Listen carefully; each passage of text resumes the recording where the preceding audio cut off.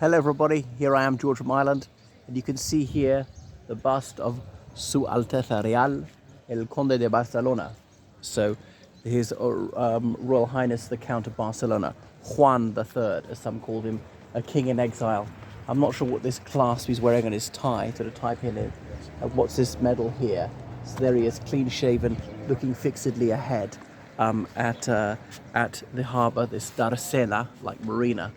So is to honour him, the man who would be king, meant to be a force for liberalism in Spanish politics. So born in 1913 in a palace just outside Madrid, his father being King Alfonso XIII of Spain, and his mother being a Battenberg as a German princess, I think with some British ancestry, because remember Germany had 36 states, some had kings, some had grand dukes and so forth.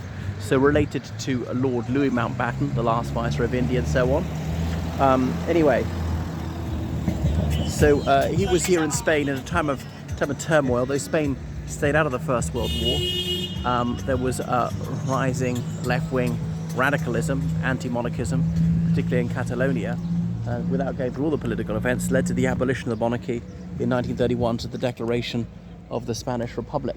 So his father, Alfonso XIII, was out, and they went to exile initially in Italy. Now he was the third son, but his two brothers, Jaime, the Duke of Segovia, I can't remember the other one, they both renounced their claim to the throne, so it fell to him, perhaps surprisingly. So he was in Italy, and that's where he met Mercedes of the Two Sicilies. That's not obviously the ruling house of Italy, but remember they ruled the island of Sicily and the mainland of the Naples area. So he married her in 1935, and the union was blessed with two daughters and two sons. So Juan Carlos, his eldest son, eventually took over.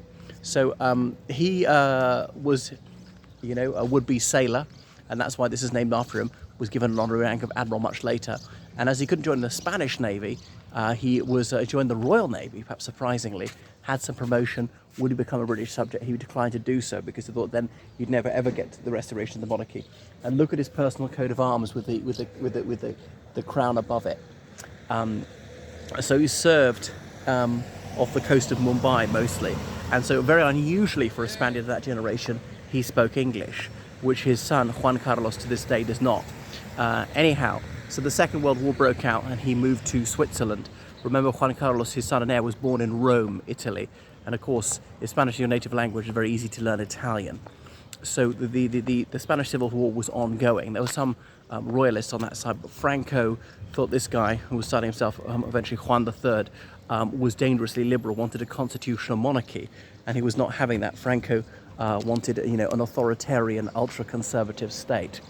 Now, though he was a practicing Catholic, he didn't necessarily want a confessional state, Juan III, and he issued a declaration towards the end of the Second World War, so we mustn't have totalitarianism in Spain. And he realized how Franco, in a sense, had got Spain involved in that war by sending La División Azul to the Soviet Union to fight against communism in La Última Cruzada de la Hispanidad contra el Bolchevismo.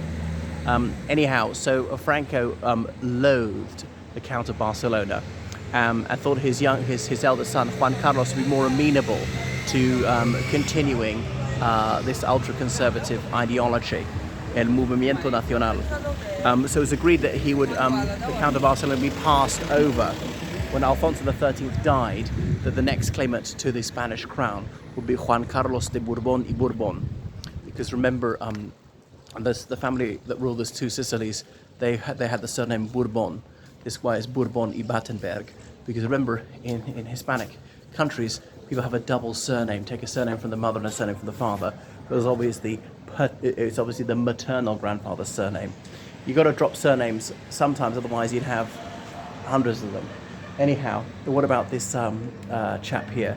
So then he wasn't allowed back to Spain, but his son was allowed to come, Juan Carlos, to military academy, to University of Madrid, and so on, and he was being schooled by Franco. So Franco, when he died, hand over to Juan Carlos, who would maintain his system, but they didn't pertain in the end. I was going to say, so finally, obviously, November 1975, Franco died. Juan Carlos ascended the throne, and Juan Carlos formally gave his father the title Count of Barcelona. He styled himself. The title Count of Barcelona goes back almost 1,000 years. Rather ironic considering that the monarchy is more unpopular in Barcelona than almost anywhere else in Spain. So he died here on April Fool's Day 1993, not here, but in a hospital in Pamplona, at the age of not quite 80.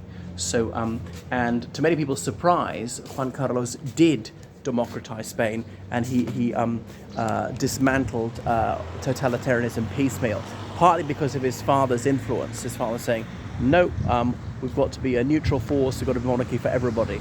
Anyway, thank you so much for watching my video. So make sure you subscribe on Patreon, donate to PayPal, georgecallahan79@gmail.com.